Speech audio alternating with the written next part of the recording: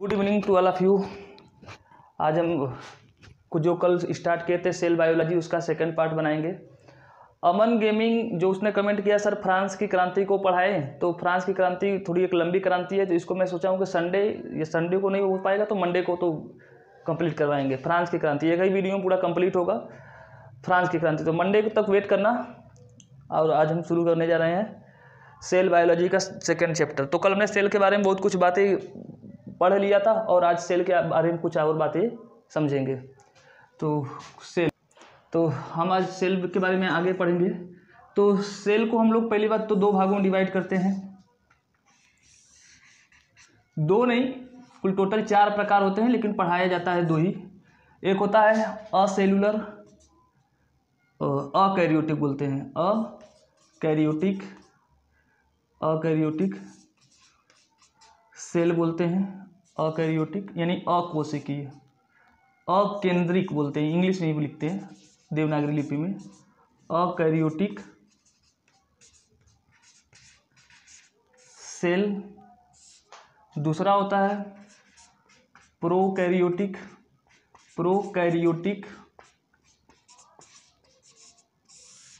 और तीसरा होता है जिसे कहते हैं मेजोकैरियोटिक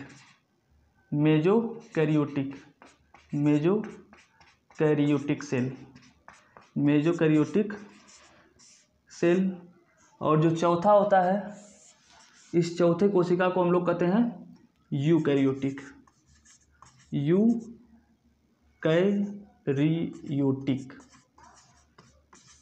ये टोटल कोशिका के 4 प्रकार होते हैं। कहोगे सर अभी तक तो हमने 3 ही सुना था। तो अकैरियोटिक का मतलब होता है ऐसी कोशिका जो बिना कोशिका को होती है, मतलब बाहरी भाग उसमें होता ही नहीं है, ना तो सेल वाल होता है ना ही सेल मेम्ब्रेन, मतलब सेल वाल सेल मेम्ब्रेन दोनों से रहित होता है।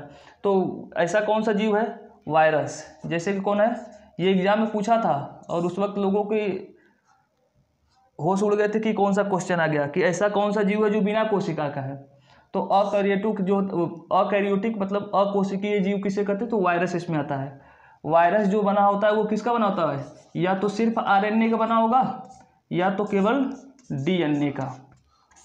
इस बार 2021 के आईएएस में ये क्वेश्चन पूछा था कि निम्न में से किसे लाइब्रेरी में संश्लेषित नहीं किया जा सकता। इस बार 2021 के आईएएस प्रीलिम्स में एक क्वेश्चन पूछा था। ये इसलिए क्वेश्चन को भी ध्यान रखना क्योंकि आने वाले समय में जितने भी वनडे एग्जाम या जितने भी सिविल सर्विस के पीसीएस सीसी एग्जाम होंगे उनके लिए भी ये क्वेश्चन महत्वपूर्ण बन जाएगा, क्योंकि उन लोगों को अब नया क्वेश्चन एक मिल गया है।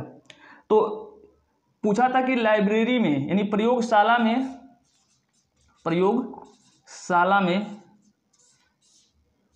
निम्न में से किसे संश्लेषित, क्वेश्चन याद रखना, ये संश्लेषित मतलब किसे मानव अपने तरीके से नहीं बना सकता, संश्लेषित नहीं किया जा सकता,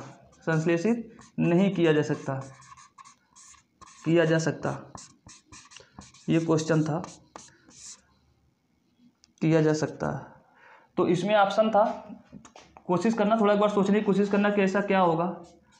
क्वेश्चन था, पहला था बैक्टीरिया, इस बार का यही क्वेश्चन था बैक्टीरिया। दूसरा था इसमें कवक यानी फंगस और तीसरा था वायरस, ये थे इन। और फिर ऑप्शन था इसका ऑप्शन दे देते हैं, एक बार ट्राई करना। ऑप्शन इसमें था ए में 1 और 2, पहला और दूसरा। बी ऑप्शन था पहला, दूसरा और तीसरा, बी ऑप्शन। और सी ऑप्शन था इसमें पहला और तीसरा। और एक ऑप्शन था, डी ऑप्शन था सेकेंड एंड थर्ड। अब इस भारत में जितने लोग थे बहुत कम लोगों को ये आंसर ये आया होगा। तो इसमें सही, अगर ये बात इस वक्त याद होती तो सही हो जाता कि जो वायरस है ये वायरस तभी अपनी संख्या बढ़ा सकता है जब ये किसी के शरीर में जाता है। अगर कहीं पर कोई शरीर नहीं है तो ये मृत की अवस्था में है। अगर पूछा जाए कि धरती पर किसी को अमरदान का वरदान मिला है तो वो मिला है किसको? वायरस को। वायरस अपने से कभी मरता नहीं है, ये बाहर पड़ा रहेगा लाखों वर्षों तक, वैसे ही पड़ा रहेगा मरे समान। लेकिन जैसे ही ये शरीर में आएगा अपने आप को क्या कर लेगा? जीवित कर लेगा। तो लाइब्रेरी में ये वायरस इसे नहीं बनाया जा सकता, क्योंकि इसको अपने संख्या बढ़ाने के लिए किसकी आवश्यकता होगी? किसी न किसी एक जीवित शरीर की आवश्यकता होगी। तो ये एक नया क्वेश्चन बन गया है। तो इसमें ऑप्शन कौन सही होगा? पहला और दूसरा, ये वाला ऑप्शन सही था, लेकिन बहुत कम लोगों का था, बहुत कम लोगों का सही हुआ होगा। मुझे उम्मीद है कि पूरे भारत में जितना इस बार IAS के एग्जाम दिए होंगे 1% लोगों का ये सही होगा, अन्यथा ये तो गलत ही होगा। फिर अब वायरस के बारे में एक चीज़ और जान लीजिएगा कि दो दवाओं का नाम सुने होंगे। एक सुना होगा एंटीबॉडी, एक सुना होगा एंटीबॉडी, और एक सुना होगा एंटीवायरल, एंटीवायरल ड्रग, एंटीवायरल या एंटीवायरल ड्रग बोलते हैं। इन दो दवाओं में अंतर क्या होता है? तो इसको समझते हैं हम लोग। हमने अभी कहा कि ये जो वायरस होता है ये केवल DNA का बना होता है या तो RNA का बना होता है। तो केवल DNA या RNA का बना होगा तो एंटीबॉडी का तो दवा बनना क्या है? आसान है। एंटीबॉडी का दवा बनना आसान है, मतलब कैसे? तो जो बैक्टीरिया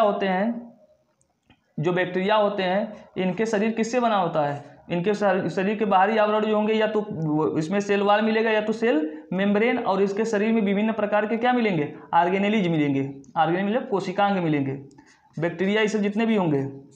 तो दवा जो होती है, एंटीबॉडी जो होता है, ये क्या करता है कि इनमें कुछ ऐसे केमिकल्स मिलाए जाते हैं जो कि इन एंटीबॉडी जो बैक्टीरिया होते हैं या जो भी फंगस होते हैं, इनके शरीर में जो पाचन करने वाले जितने भी अंग होते हैं उन अंगों को खराब करने वाले यानी डैमेज करने वाले दवा मिलाए जाते हैं। जो इन बैक्टीरिया फंगस के अंदर जो दवा पाचन करने वाले या जो इनके बाहर झिल्ली मिलती है या मेम्ब्रेन जो मिलता है उनको खराब करने वाली दवा बनाई जा सकती है।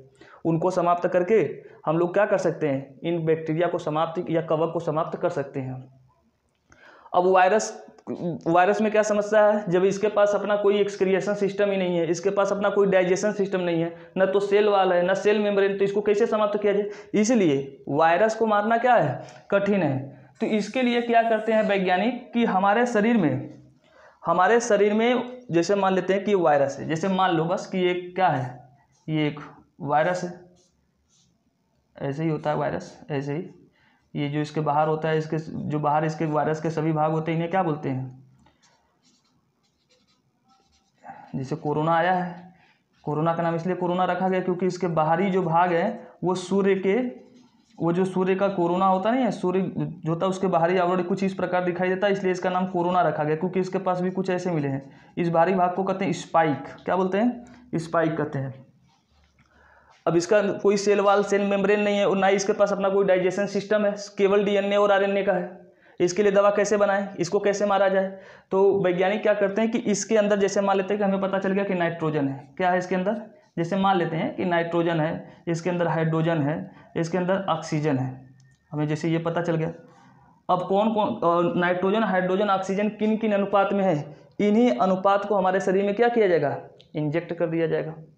जैसे ही हमारे शरीर में उसे इंजेक्ट कर दिया जाएगा तो हमारे शरीर में 13 या 14 दिन के अंदर हमारा जो इम्यून सिस्टम है यानी जो हमारी WBC है वह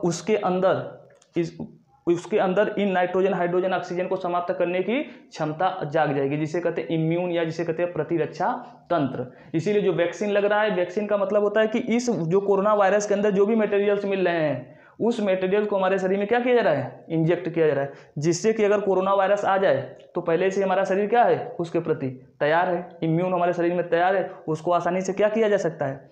समाप्त किया जा सकता है। ठीक है, तो इतनी बातें याद रखना अकैरियोटिक के बारे में। और एक चीज़ और याद रखना कि ये अकैरियोटिक जो है इसे सजीव और निर्जीव के बीच की कड़ी मानी जाती है। यानी अगर आपसे पूछा जाए कि बताओ ऐसा कौन सा जीव है जो सजीव और निर्जीव के बीच की कड़ी है, तो वो कौन है? वायरस है। ये बाहर रहेगा तो मरे हुई अवस्था में, किसी के शरीर में जाएगा तो फिर जीवित अवस्था में। तो ये याद रखना कि ये बहुत इंपॉर्टेंट क्वेश्चन है। इस बार पूछा है, आने वाले समय में ये क्वेश्चन अब रिपीटेड होंगे, जितने भी छोटे एग्जाम होंगे। आईएएस में तो नहीं होगा, लेकिन दूसरे एग्जामों में भी ये रिपीटेड जरूर होगा। अब हम आगे बढ़ते हैं, प्रोकैरियोटिक किसे कहते हैं, तब तक मिटा ले इसको एक बार। एक चीज़ और याद रखना कि जो मैंने अभी बताया कि एंटीबॉडी और एंटीवायरल, एंटीवायरल का मतलब जिसमें हमारे शरीर के अंदर क्या कि उत्पन्न की थी, इम्यून, प्रतिरक्षा तंत्र की खोज किसने की थी, मतलब हमारे शरीर के अंदर प्रतिरक्षा तैयार करने की खोज किसने की थी, तो एडवर्ड जेनर साहब। तो एडवर्ड जेनर साहब जिसने स्मॉल पॉक्स यानी चेचक की जो दवा बनाई थी, जिसे काऊ पॉक्स भी कहते थे, उस वक्त जब बनाया था। और जो मैंने अभी बताया एंटीबायोटिक को कौन किसने खोज किया था, तो फ्लेमिंग साहब, जो 1932 के समय में आते हैं कि पहली बार इंसुलिन की जो बनी थी, तो एंटीबायोटिक जो बनाया था उन्होंने फ्लेमिंग ने बनाया था। वो बातें याद रखना, दो बातें, क्योंकि बहुत बार पूछा है एग्जाम में। फिर अब आते हैं हम लोग प्रोकैरियोटिक सेल। प्रोकैरियोटिक सेल किसे कहते हैं, जैसे कि इसमें आता है कौन कौन, जैसे इसमें आता है बैक्टीरिया आता है, बैक्टीरिया आता है, इसमें कौन आता है, नीली हरी शैवाल आता है, ब्लू ग्रीन एल्गी जिसे कहते हैं, नीली हरी शैवाल, ये आता है नीली हरी शैवाल। प्रोकैरियोटिक सेल किसे कहते हैं भाई, तो प्रोकैरियोटिक सेल याद रखना, प्रोकैरियोटिक सेल ऐसे सेल्स को कहते हैं जिनके अंदर जो केंद्रक होते हैं वो केंद्रक नहीं पाए जाते हैं। तो क्या पाया जाएगा केंद्रक की जगह, इनमें जो डीएनए होगा वो डीएनए खुली अवस्था, मतलब ऐसी कोशिका जिनमें केंद्रक पूर्ण विकसित अवस्था में नहीं मिलता है। प्रोकैरियोटिक का मतलब ही क्या होता है, जिसमें केंद्रिका पूर्ण रूप से विकसित न हो। कैरियोटिक का मतलब होता है केंद्रक, यानी कि जिसमें केंद्रिका जो होता है पूर्ण रूप से विकसित नहीं होता, यानी अकेंद्रिक होता है। तो ये कौन होता है, बैक्टीरिया होते हैं, नीली हरे शैवाल। अगर आपने बीटेकर साहब का अगर कक्षा 9 का अगर बायोलॉजी पढ़ा होगा तो उसमें उन्होंने जो वर्गीकरण किया है प्रोकैरियोटिक और यूकैरियोटिक, दो ही भागों में उन्होंने जीवों को वर्गीकरण किया है। तो प्रोकैरियोटिक कोशिका जो होती है वो बैक्टीरिया इसमें आते हैं, नीली हरी शैवाल आते हैं। अच्छा, नीली हरी शैवाल के बारे में एक बार याद रखना कि अगर पूछा जाए कि अगर आपसे क्वेश्चन ये पूछा जाए कि बताओ पहले धरती पर जीव आए थे या फिर पहले ऑक्सीजन आया था, तो आपका हो सकता है कि मन में यह आएगा कि ये ऑक्सीजन आया होगा। तो ये याद रखना कि ऑक्सीजन पहले नहीं आया था, पहले जीव आया था। तो कौन सा जीव सबसे पहले आया था, तो वो आया था नीली हरी शैवाल। इसे साइनोबैक्टीरिया भी कहते हैं। इसे क्या कहते हैं, साइनोबैक्टीरिया कहते हैं। ये सबसे पहले धरती पर आया था और धरती पर आने के बाद इसने क्या किया था, यहाँ पर बिना ये ऑक्सीजन के जीवित रहने वाला जीव है, और वायुमंडल में इसने क्या किया, अन्य गैसों को जैसे कार्बन डाइऑक्साइड को अवशोषित किया, और क्या कौन सी गैस प्रोड्यूस किया, तो ऑक्सीजन। फिर हाइड्रोजन था ही, हाइड्रोजन और ऑक्सीजन मिलकर क्या बने, जल बने। तो धरती पर जो जीवन लाने का सबसे बड़ा काम किया है वो किसने किया है, प्रोकैरियोटिक। तो प्रोकैरियोटिक को मैंने बताया कि जिसमें केंद्रक जो होते हैं वो विकसित अवस्था में नहीं होते, या केंद्रक नहीं पाया जाता, उसमें क्या पाया जाता है, आरएनए और डीएनए केंद्रक में पाए जाते हैं। ठीक है। फिर होता है एक मेजोकैरियोटिक। मेजोकैरियोटिक में बस एक एग्जाम्पल याद रखना कि इसमें कौन होते हैं, जैसे डायटम्स। ये डायटम्स क्या होते हैं, डायटम्स वो होते हैं जो जल में क्या होते हैं, जो जल में तैर सकते हैं। मतलब डायटम्स दो प्रकार के होते हैं, डायटम्स। अच्छा, इसके बारे में ज़्यादा नहीं जानेंगे हम लोग, बस डायटम समझ लेना कि इसे क्या कहते हैं, मेजोकैरियोटिक कहते हैं। फिर एक होता है यूकैरियोटिक। अब यूकैरियोटिक्स के बारे में हमें ज़्यादा जानना होता है। यूकैरियोटिक्स को पहली बात तो हम लोग दो भागों में बांटते हैं। एक बांटते हैं प्लांट सेल में, प्लांट सेल यानी कि पादप कोशिका हिंदी में बोलते हैं, और दूसरा होता है एनिमल सेल। इसी का सबसे बड़ा वर्गीकरण होता है एनिमल सेल।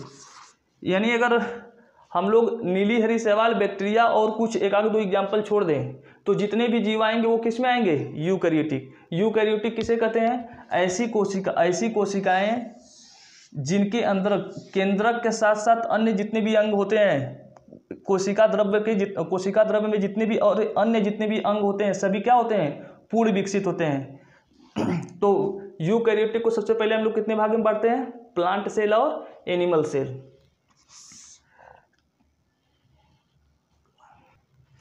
अच्छा देखो ना, यूकैरियोटिक को हमने दो भागों में बांटा, एक प्लांट सेल और एक एनिमल सेल। प्लांट सेल जो होता है इसको भी हम लोग दो भागों में बांटते हैं, यानी पादप कोशिका को यूनिसेलुलर इसे कहेंगे एक कोशिकीय पादप कोशिका, एक कोशिकीय पादप कोशिका। बहुत लंबा हो जा रहा है। दूसरा होता है मल्टी सेलुलर,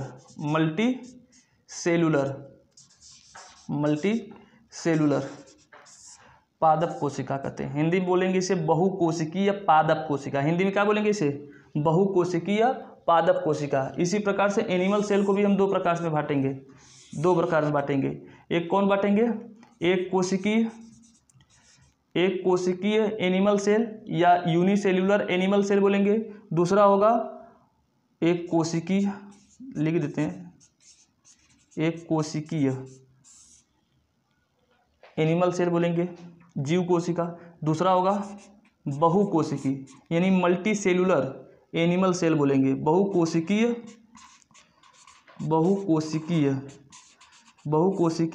एनिमल सेल बोलते हैं। अब इसके बाद के आगे का हम पढ़ाएंगे कल। इतना बातें याद रखना। एक चीज़ थोड़ा सा यहाँ पे ध्यान देना कि जो विटेकर साहब थे उन्होंने जीवों को वर्गीकरण जो 5 भागों में किया है। पहला था मोनेरा, दूसरा था प्रोटिस्टा, तीसरा था फंजाई और तीसरा था प्लांटी और चौथा था एनिमिलिया।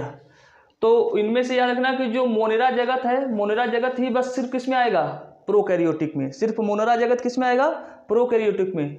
और जो इसमें प्लांटी हो जाएगा, चाहे एनिमिलिया हो जाएगा, चाहे वो फंजाई हो जाएगा, और एक प्रोटिस्टा, ये सब किस में आ जाएंगे? यूकैरियोटिक में। सिर्फ मोनेरा जगत किस में आएगा? प्रोकैरियोटिक में। और बाकी सब किस में आ जाएगा? यूकैरियोटिक वाले में। तो कल हम लोग पढ़ेंगे। अब इसमें कुछ बातें बचे हुए हैं। कल हम लोग इसमें जानेंगे कि प्रोकैरियोटिक कोशिका और यूकैरियोटिक कोशिका में क्या अंतर है। ये बातें अगर तुम्हें ये दोनों नहीं याद है तो कोई बात नहीं, लेकिन हाँ याद रखना कि जो अगर पूछा जाए कि अकोशिकीय कौन सा जीव है तो वायरस एग्जाम्पल याद रखना, क्योंकि पूछा है क्वेश्चन, इसलिए मैं कह रहा हूँ। मैंने बहुत से सब सेट लगाए हुए हैं, एक्सरसाइज सेट, तो मैंने देखा है उसमें है ये क्वेश्चन आया था सिविल सर्वेंट में, इसलिए मैं कह रहा हूँ। इसलिए याद रखना ये बातें, क्योंकि जो क्वेश्चन सिविल सर्विस में आता है वही बाद में आकर क्वेश्चन किस में आने लगते हैं? वनडे एग्जाम में आने लगते हैं क्वेश्चन। मैंने देखा है बहुत बार ऐसा एग्जाम्पल मुझे मिले हैं वनडे एग्जाम से। कभी मैंने देखा जब सिविल सर्वेंट का भी देखा था तो दोनों में मुझे एक चीज़ दिखाई दिया कॉमन, कि जो पहले सिविल सर्वेंट में क्वेश्चन पूछा है बाद में वही वनडे एग्जाम में आने लगते हैं। इसलिए मैं कह रहा हूँ इस बात को याद रखना। आज के लिए बस इतना ही। कल हम लोग प्रोकैरियोटिक और यूकैरियोटिक कोशिकाओं में अंतर पढ़ेंगे, तो ये कल पढ़ेंगे। फिर उसके बाद कोशिकांग जो है, कोशिका के कौन कौन से भाग है उसके बारे में पढ़ेंगे। तब तक के लिए बाय।